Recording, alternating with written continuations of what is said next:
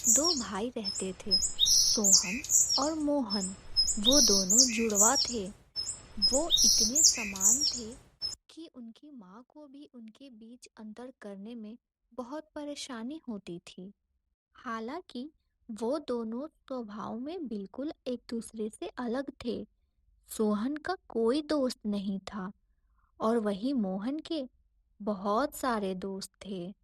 सोहन को मीठा खाना ज्यादा पसंद था, वही मोहन को मसालेदार चटपटी चीजें ज्यादा भाती थीं। सोहन माँ का दुलारा था, वही पिता ज्यादा मोहन को प्यार करते थे। सोहन और मोहन जब बड़े हो गए तो उनके पिता अपने धन को उन दोनों के बीच बंटवारा करना चाहते थे, जबकि मोहन को ये बात मंजूर नहीं थी। इसलिए उसने यह एक सुझाव दिया कि जो भी ज्यादा बलवान और ज्यादा बुद्धिमान साबित हो, उसे धन का एक बड़ा हिस्सा दिया जाए। सोहन इस बात पे राजी हो गया।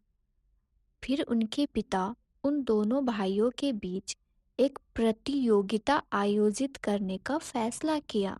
उसने दोनों बेटों को जब तक हो सके चलने और सूर्यास्त से पहले घर लौट आने को कहा। धन को पूरी की गई दूरी के अनुपात में विभाजित किया जाएगा। प्रतियोगिता के नियम के रूप में उन्हें समय का ध्यान रखने के लिए घड़ी ले जाने की अनुमति थी। अगले दिन सोहन और मोहन चलने के लिए निकल पड़े। यह एक धूप का दिन था।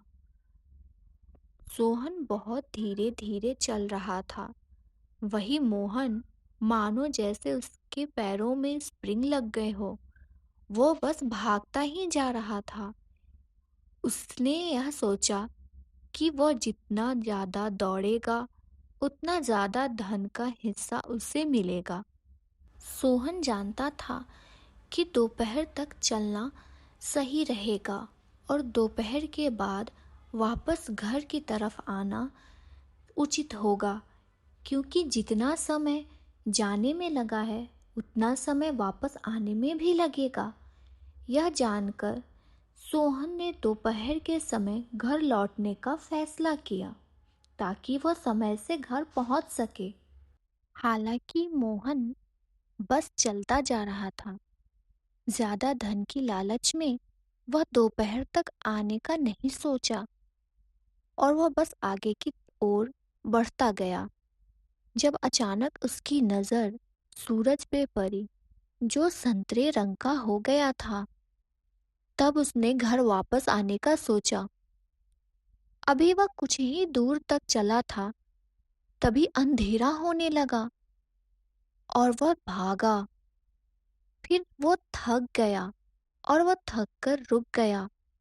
अब उसे समझ में आ गया था कि वह रेस हार चुका है। इसीलिए कहा गया है कि हमें जरूरत से ज्यादा लालच नहीं करनी चाहिए।